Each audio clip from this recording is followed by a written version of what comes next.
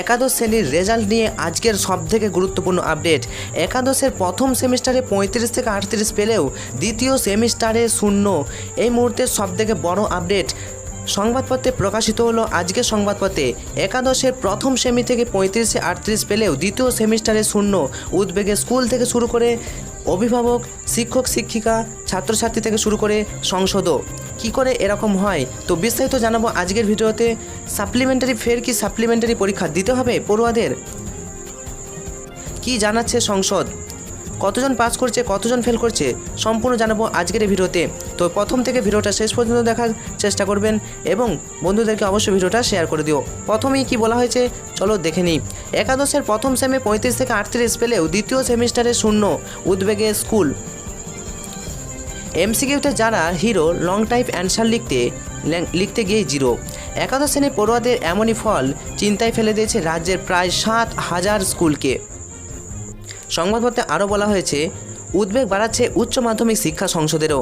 ঘটনা হলো 2026-এর উচ্চ মাধ্যমিক পরীক্ষা হবে 2টি সেমিস্টারে। তবে 2 বছরে মোট 4টি সেমিস্টার পরীক্ষা দিতে বলা হচ্ছে একাদশ ও দ্বাদশ শ্রেণীর পড়ুয়াদের।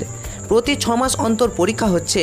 দেখা যাচ্ছে একাদশের প্রথম সেমিস্টার যেখানে এমসিকিউ অর্থাৎ মাল্টিপল চয়েস কোশ্চেন রয়েছে, অর্থাৎ এমসিকিউ ছোট প্রশ্ন 1 নম্বরে, অর্থাৎ 4টি অপশনের মধ্যে একটিকে বেছে নিতে হচ্ছে।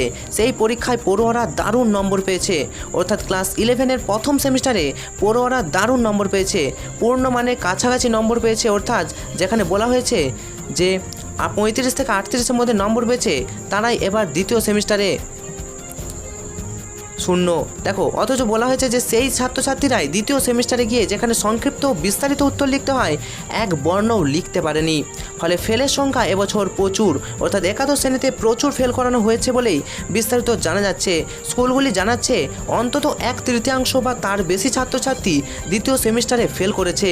এদিকে সংসদের নিয়ম অনুযায়ী সব বিষয়ে সবাইকে আলাদাভাবে সবকটি সেমিস্টারেই পাস করতে হবে, কিন্তু দ্বিতীয় সেমিস্টারে বিপুল সংখ্যক পড়ুয়া আটকে যাওয়ায় চিন্তা বেড়েছে স্কুলগুলিরও, অর্থাৎ স্কুলেরও কিন্তু চিন্তা বেড়েছে।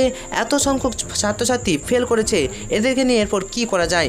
প্রশ্ন উঠছে প্রথম সেমিস্টারে রেজাল্ট তাহলে কিভাবে ভালো হলো? তাহলে কি টোকাটুকি হল ম্যানেজমেন্ট নাকি আন্দাজেই কেল্লাফাতে হয়েছিল? সংসদ সভাপতি চিরঞ্জীব ভট্টাচার্য সোমবার বলেন, আমিও শুনেছি অনেক স্কুল আমাকে মেসেজ করে জানতে চেয়েছে এইসব পরীক্ষার্থীদের রিটেস্ট বা সাপ্লিমেন্টারি পরীক্ষা নেবে কিনা। তো সংসদ কি জানিয়েছে?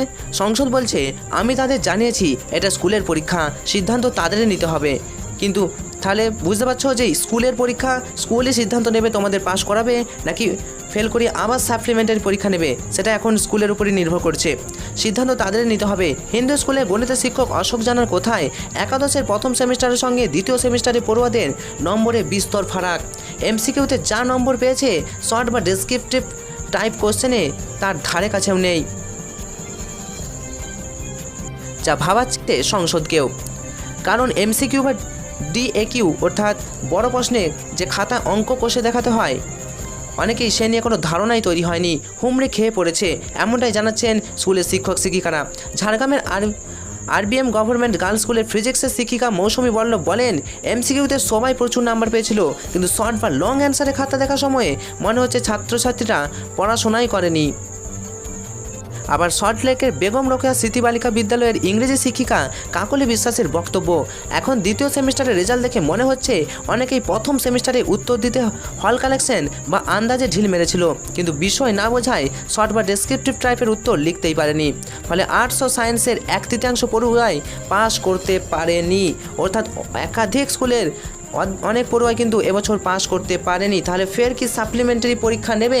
সংসদ যেমনটা জানাচ্ছে এটা স্কুলের হাতে ছেড়ে দিচ্ছে, স্কুল যা করবে সেটা এখন শেষ কথা।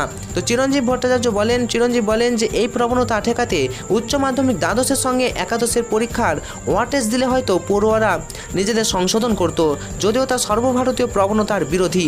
সিবিএসসি এবং সিআইএসসিও শুধুমাত্র দ্বাদশের পরীক্ষার ভিত্তিতেই চূড়ান্ত রেজাল্ট প্রকাশ করে, তাই আগে একাদশের পূর্ণাঙ্গ রেজাল্ট বেরোক, তারপর আমরা বিশদে পর্যালোচনা করব। অর্থাৎ ক্লাস 11-এর যে result first same second same এর রেজাল্ট বেরোনোর পরই ডিসিশন নেবে সংসদও। তো এখন কি হয় সবাইকে কি পাস করে দেওয়া হবে বা কি করা উচিত বলে মনে হয় সেটা তোমরা অবশ্যই বিস্তারিত জানাও। অথবা সেমিস্টার সিস্টেম ভালো ছিল নাকি আগের সিস্টেম, তো আবার কি ফের সিস্টেম ফিরে আসবে নাকি কি হবে সেটাই সম্পূর্ণ আমরা জানাবো যখন আপডেট পাবো, তোমাদের সবাইকে জানাবো। বিস্তারিত জানার জন্য অবশ্যই আমাদের চ্যানেলে নতুন হলে চ্যানেলটা সাবস্ক্রাইব করে পাশে থাকা নোটিফিকেশান অল সিলেক্ট করে রাখতে পারো।